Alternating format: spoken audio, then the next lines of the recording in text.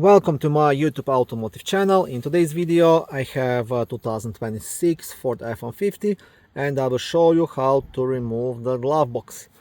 This video will apply to Ford F-150s made from 2021 all the way up to 2026 and possibly newer.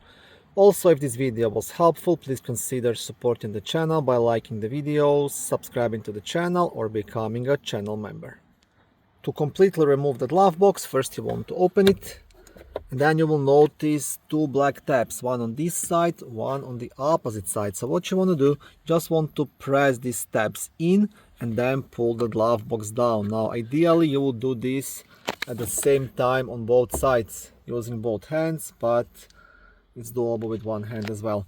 And now once you do that, there is nothing really holding this glove box anymore other than you see it's here attached to these connectors. So all you have to do, you have to pull the glove box towards yourself, and that's it. It's completely removed, and now you have access to the cabin air filter and anything else you might need. Thank you for watching this video.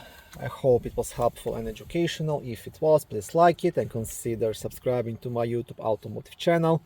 On my channel there is lots of how-to videos, do-it-yourself videos, car reviews, product reviews and other similar automotive topics.